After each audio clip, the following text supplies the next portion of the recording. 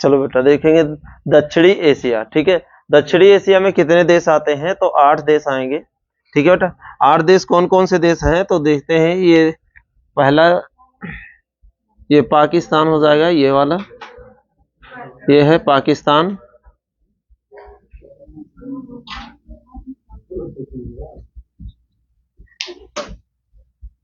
पाक लिख दे रहे हैं, पाकिस्तान हो जाएगा। और इसके ऊपर ये देखें तो ये हो जाएगा अफगानिस्तान।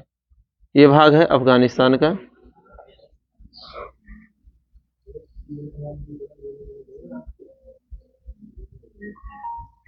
अफगानिस्तान, ये अफगानिस्तान का हो गया। और इधर देखें तो ये नेपाल, नेपाल, ये भाग हो गया नेपाल का। और ये है भूटान, भूटान, भूटान है। और ये बांग्लादेश, ये पूरा भाग है बांग्लादेश का, बांग्लादेश।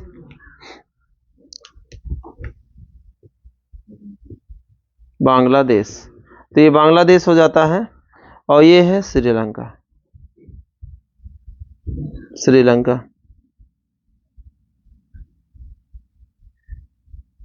श्रीलंका। और भारत। तो इतने देश आते हैं तुम्हारे दक्षिण एशिया में। तो 8 देश हो गए। ठीक है, कौन कौन से? अफगानिस्तान, पाकिस्तान, भारत, नेपाल, भूटान, बांग्लादेश और श्रीलंका। तो ये 8 देश आते हैं हमारे दक्षिण एशिया में। तो अब दक्षिण एशिया में पूछा जाए कितने देश हैं, तो कितने देश हैं? 8 देश हैं। ठीक है, याद हो गया ना सबको? और हाँ बेटा, एक और यहाँ पर मालदीव है ना, ये लास्ट में 7 हुए भी। और एक यहाँ पे कौन सा? मालदीव, मालदीव, मालदीव। ये यहाँ पे मालदीव लक्षद्वीप के नीचे पड़ेगा मालदीव। तो ये 8 देश आ जाते हैं दक्षिणी एशिया में। ठीक है, अब इनके हम नाम भी लिख देते हैं, मैप में समझा दिया, लोकेशंस कहाँ पे हैं, ये सारी चीजें। तो अब देखते हैं बेटा कौन कौन से। तो नंबर 1 भारत, भारत। और भारत की राजधानी बात करें तो कौन सी होगी? नई दिल्ली, नई दिल्ली। भारत की राजधानी हो जाएगी नई दिल्ली। तो पहला हमारा देश कौन सा आ जाता है? भारत आता है। और इसकी राजधानी कौन सी है? नई दिल्ली। दूसरी यदि बात करें, दूसरा राज्य, दूसरा देश कौन सा हो जाएगा? तो पाकिस्तान, पाकिस्तान। और इसकी राजधानी बात करें तो कौन सी होगी? इस्लामाबाद, इस्लामाबाद। और इसके बाद में तीसरा देश बात करें तो कौन सा है? तो तीसरा है अफगानिस्तान,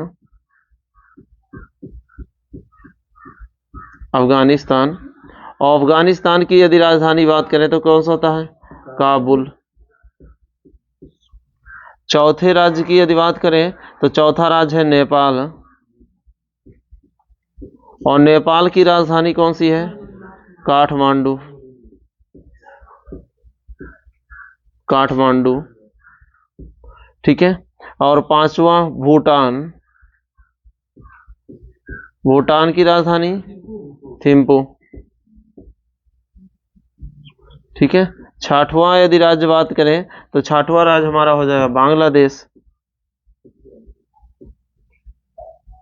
बांग्लादेश देश। और बांग्लादेश की राजधानी ढाका। उसके बाद सातवें राज्य की यदि बात करें तो सातवां राज्य श्रीलंका, श्रीलंका। और श्रीलंका की राजधानी हो जाती है श्रीवर्धनपुर कोटे, जयवर्धनेपुर रहता है, श्री जयवर्धनेपुर कोटे। ठीक है बेटा, श्री जयवर्धनेपुर कोटे। तो श्री जयवर्धनेपुर कोटे श्रीलंका की। और उसके बाद आठवां राज्य, आठवां देश हमारा जो पड़ेगा ये कौन सा है? मालदीव। और मालदीव की राजधानी माले। ठीक है, ये 8 राज्य पड़ते हैं हमारे कौन से? दक्षिण एशिया में। ठीक है, फिर से एक बार रिवाइज कर लेते हैं। भारत, भारत की राजधानी नेपाल, ठीक है। और पाकिस्तान, भारत की दिल्ली होगी बेटा, भारत, और इसकी राजधानी नई दिल्ली। पाकिस्तान इसकी इस्लामाबाद। दूसरा अफगानिस्तान इसकी काबुल। और नेपाल काठमांडू। भूटान थिम्पू। बांग्लादेश ढाका। श्रीलंका श्री जयवर्धनपुर कोटे। और मालदीव माले। तो ये 8 देश हमारे किसके अंतर आते हैं, माने दक्षिण एशिया के अंतर्गत। सबको याद हो गया ना, दक्षिण एशिया। अब बेटा यही देश हमारे किसमें शामिल है, सार्क में शामिल है, ठीक है। किसमें शामिल है, सार्क में शामिल है। तो ये हमारा एक तरह से कहा जाए कि दक्षिण एशिया एक संगठन चलाता है, उस संगठन का नाम क्या है, सार्क। बात समझ में आ गया। तो दक्षिण एशिया के द्वारा एक संगठन चलाया जाता है जिसका नाम है सार्क, ठीक है। तो अब लिख लेंगे इसके संगठन का नाम क्या है, सार्क, ठीक है।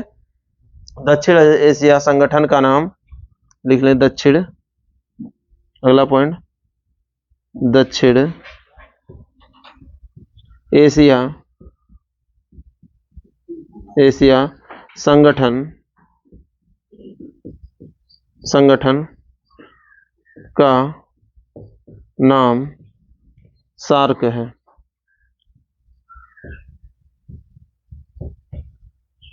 और सार्क के बारे में हम पढ़ा चुके हैं, क्या होता है, साउथ एशिया एसोसिएशन, ठीक है, और फॉर रीजनल ऑर्गेनाइजेशन माने कॉर्पोरेशन, ठीक है।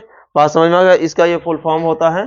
तो अब यहाँ से देखिए बेटा, इसकी स्थापना बता देते हैं। बहरहाल हम सार्क के बारे में पूरा पढ़ा चुके हैं। स्थापना इसकी यदि बात करें, स्थापना कब हुई है, तो स्थापना 1985 में, ठीक है। और कहाँ पर हुई थी, तो ढाका में हुई थी, ढाका। और इसका अगर मुख्यालय बात की जाए, मुख्यालय कहाँ बनाया गया है, मुख्यालय काठमांडू।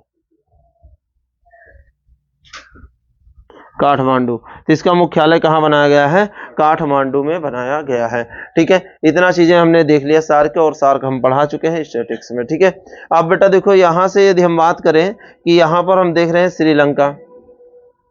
तो श्रीलंका के पास में यदि बात करें, तो श्रीलंका के पास में इधर एक खाड़ी पाई जाती है। श्रीलंका के इधर एक खाड़ी पाई जाती है, और श्रीलंका के इधर एक खाड़ी पाई जाती है, ठीक है। और इनके खाड़ियों की बात कर लें कि माने दक्षिण एशिया में कौन कौन सी खाड़ियां आएंगी, तो ये बेटा देखो, श्रीलंका के एक इधर खाड़ी पाई जाती है, श्रीलंका के इधर खाड़ी पाई जाती है। अब जो इधर पाई जाती है, इस खाड़ी को क्या कहा जाता है, ठीक है, ध्यान देंगे, मैप में देख सकते हैं, एटलस में। तो इधर एक पाई जाती है जिसे कहा जाता है मन्नार की खाड़ी, ठीक है। यहां पर देखेंगे मन्नार की खाड़ी, ये है मन्नार की खाड़ी। और इधर अगर देखेंगे तो इधर है पाक की खाड़ी, ठीक है। तो देखो, दो चीजें हैं, इधर एक बेटा कौन सी पड़ती है, इधर के साइड में जो पड़ेगी मन्नार की खाड़ी पड़ेगी, और इधर के साइड में पड़ेगी पाक की खाड़ी, ठीक है। यहां तक समझ में आ गया।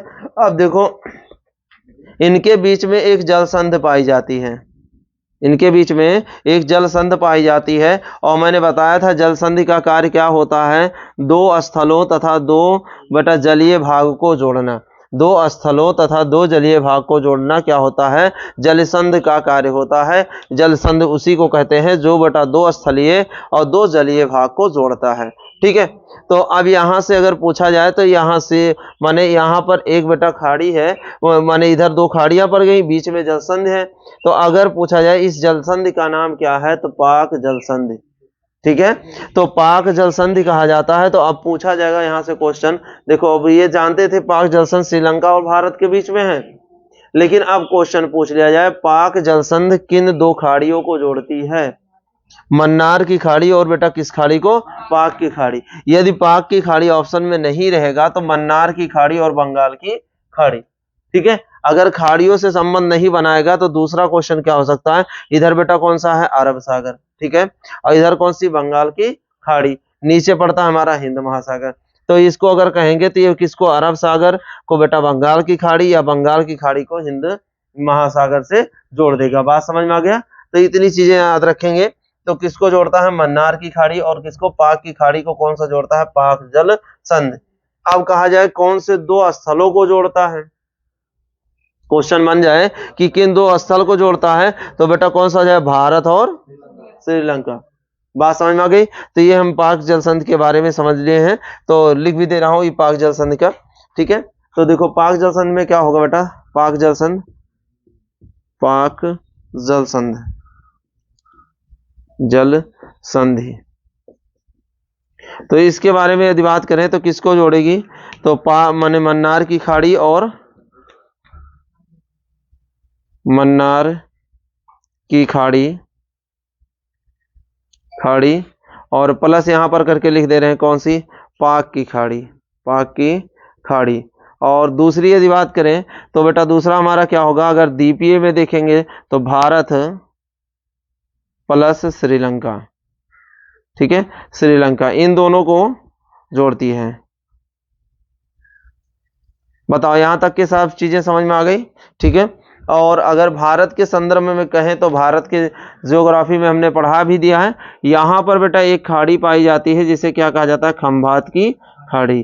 तो ये भी हमारा इसी का हिस्सा हो जाता है, खंभात की खाड़ी, की खाड़ी,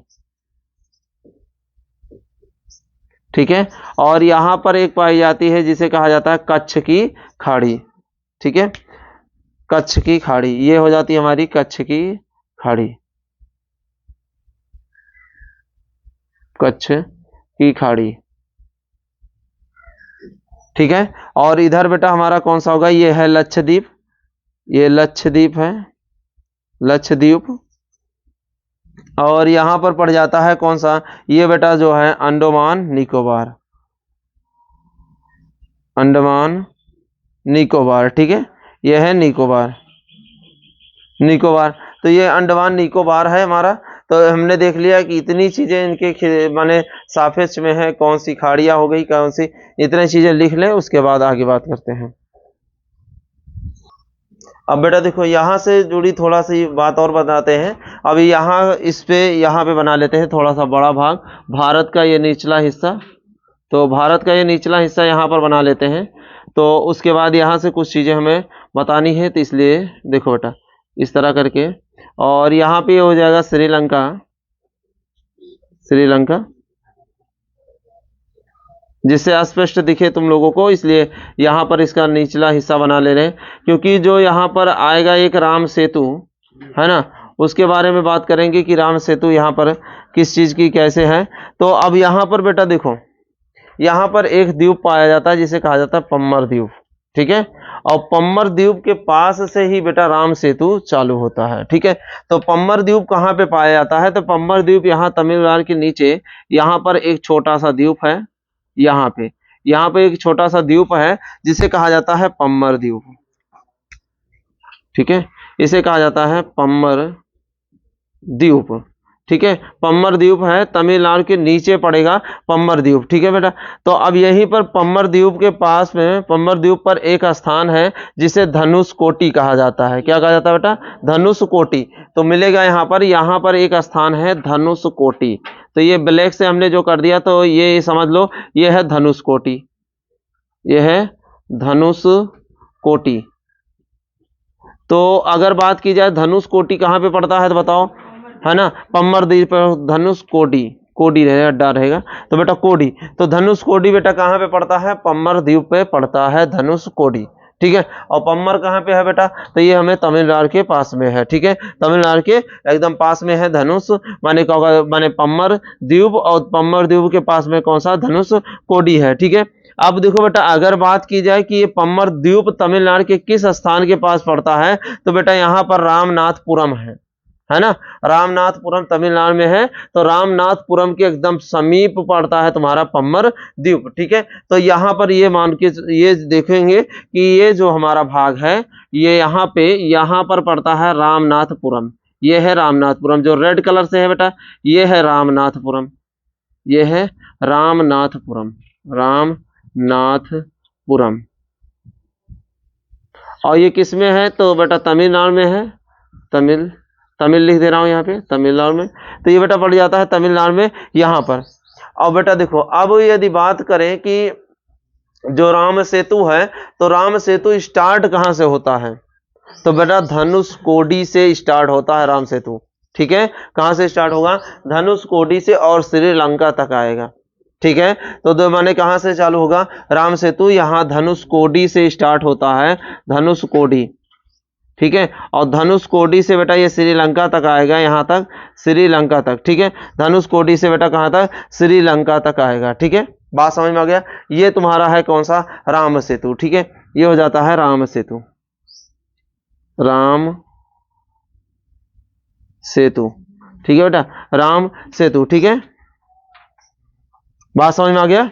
तो ये चीजें हैं बेटा हमारी कौन सी, राम सेतु के बारे में समझ में आ गया। तो यदि बात करें राम सेतु बेटा कहाँ पर माने कहाँ से बना है, तो पम्बर द्वीप पड़ता है। पम्बर द्वीप में बेटा कौन सा, धनुष कोडी स्थान पड़ता है, जहां पर बेटा रामेश्वर माने के रामेश्वर मंदिर है। वही बात करें तो रामेश्वर मंदिर वहां के पास पड़ता है, धनुष कोडी के पास ही पड़ता है, ठीक है। तो अब यहीं से बेटा क्या होगा, तो ये हमारा क्या होता है, राम सेतु प्रारंभ होता है जो श्रीलंका तक है, ठीक है। बात समझ में आ गई। तो इन चीजों को ध्यान रखेंगे कि कहां से कहां तक है। तो इसी को बेटा, और इसी को अंग्रेजों ने क्या कहा था, एडम ब्रिज, ठीक है। अगर बेटा कहा जाए एडम ब्रिज क्या है, तो बेटा राम सेतु को ही कहा गया था एडम ब्रिज,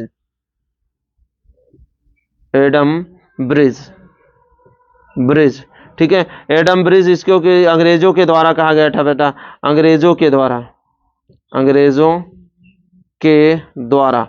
तो बेटा अंग्रेजों के द्वारा इसे क्या कहा गया, एडम ब्रिज कहा गया, ठीक है। याद रखेंगे बेटा, बाकी से क्या कहा गया, एडम ब्रिज कहा गया, ठीक है। तो अब ये बात किया जाए तो कहाँ पे ये बेटा माने ये तुम्हारा मन्नार की खाड़ी और पाक की खाड़ी के बीच से यहाँ से रास्ता ये तुम्हारा ये आता है, यहाँ से ऐसे, ये है राम सेतु, क्लियर है। तो राम सेतु क्लियर हो गया। कि अगर पूछा जाए राम सेतु किस द्वीप से स्टार्ट होता है, भारत के किस द्वीप से, तो किस द्वीप से, पम्बर द्वीप से स्टार्ट होगा। पम्बर द्वीप कहाँ पे पड़ेगा, तमिलनाडु के पास पड़ता है। कौन सा, रामनाथपुरम, ठीक है, रामनाथपुरम से। तो बेटा ये वास्तविक रूप से कहाँ बना है, तो बेटा पम्बर द्वीप पर एक स्थान है धनुष कोडी। बात समझ में आ गया। तो वहां धनुष कोडी से ये प्रारंभ होता है, क्लियर है, इतना समझ में आ गया। तो इसके आगे बात करते हैं, ठीक है। अब बेटा देखो इसके आगे अगर पढ़ते हैं तो अब देखो एक चीज और समझ लेते हैं कि क्या है। अब देखो बेटा यहां पर हमने देखो अफगानिस्तान का ये भाग थोड़ा सा बढ़ा के बनाया है, ठीक है। इस भाग को क्या कहते हैं, क्योंकि आगे अभी ये चीजें हमें क्या माने क्या कहते हैं देखना पड़ेगा कि इसे क्या कहा जाता है। तो इसे कहा जाता है, लिखेंगे बेटा, इसे कहा जाता है बखान कोट, ठीक है। इसे इस स्थान का नाम है बखान कोट। तो अब यहां से क्वेश्चन क्या बन जाता है कि अफगानिस्तान का जो हिस्सा बेटा चीन से टच करता है उसे क्या कहते हैं, बखान कोट के नाम से जाना जाता है, ठीक है। तो ये हमारा हिस्सा है कौन सा, बखान कोट, ठीक है। इसे लिख लेंगे, उसके बाद अब आगे बात करते हैं, इतना नोट कर ले, उसके बाद आगे होता है, हो गया। चलो बेटा देखो अब यहां से हमने देखो दक्षिण एशिया के बारे में पढ़ लिया है। तो अब इसमें पढ़ेंगे बेटा कौन कौन से पर्वत श्रेणियां हैं, क्योंकि हम देखेंगे दक्षिण एशिया में ही सबसे ज्यादा पर्वत श्रेणियां हैं। यहां पर बात करेंगे सबसे पुरानी पर्वत श्रेणी बेटा दक्षिण एशिया, सबसे नई पर्वत श्रेणी दक्षिण एशिया, सबसे ऊंची पर्वत श्रेणी दक्षिण एशिया। तो यहां पर बेटा पढ़ेंगे पर्वत श्रेणी। तो अगली हेडिंग डालेंगे दक्षिण एशिया, दक्षिण एशिया की पर्वत श्रेणी, पर्वत श्रेणी। तो अब देखो यहां पर पढ़ते हैं बेटा कौन कौन से पर्वत श्रेणी है। तो पहला पड़ जाएगा हिंदकुश, ठीक है। पहला हम पढ़ेंगे हिंदकुश,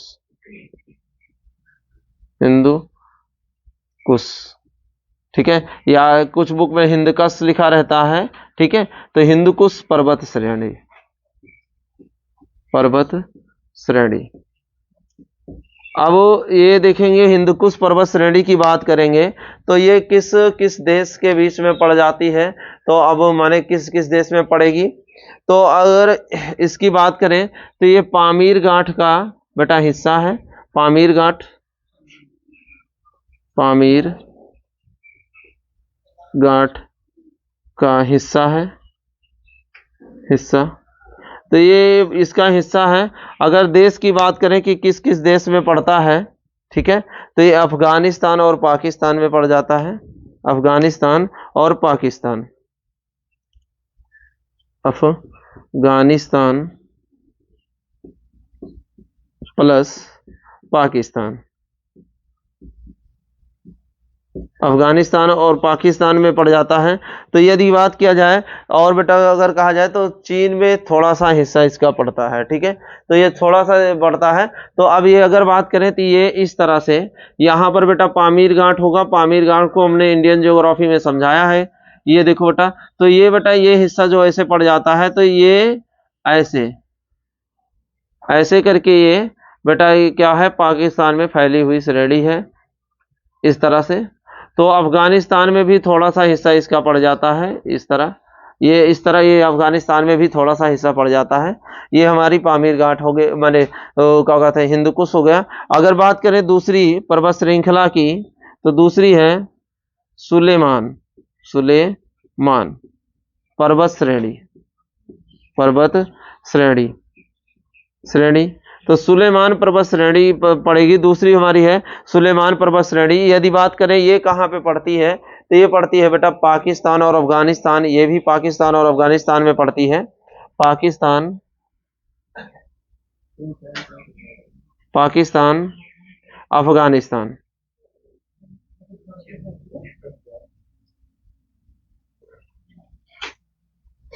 और इनके जो खासियत है, तो जब एक एक देश पढ़ने लगेंगे तो इनकी सारी खासियत मतलब क्या इन पे माने उत्पन्न होता है श्रेणियों पर, है ना, कौन सी चोटी ऊंची है वहां पर पढ़ेंगे। सिर्फ हमें ये एक माने देख रहे हैं कि एक हिस्से से कौन कौन सी श्रेणियां आ जाती हैं इसके अंतर्गत, ठीक है। तो ये चीजें हो जाती हैं। तो ये बेटा माने अफगानिस्तान ये कहाँ तक, ये बलूचिस्तान तक होगी। ये कहाँ तक फैलेगी, बलूचिस्तान, माने ये जो हमारा पड़ता है बलूचिस्तान पाकिस्तान में, यहाँ पर पड़ेगा।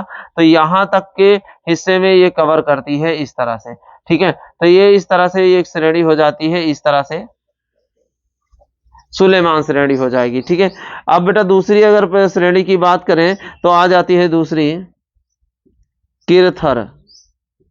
किरथर मैप में देखते चलेंगे, ये सारी चीजें मिलेंगी। पर्वत श्रेणी, पर्वत श्रेणी, किरथर पर्वत श्रेणी। ये किरथर पर्वत श्रेणी की बात करें तो ये पूर्णतः बेटा पाकिस्तान में ही है, ये पूर्णतः पाकिस्तान में है।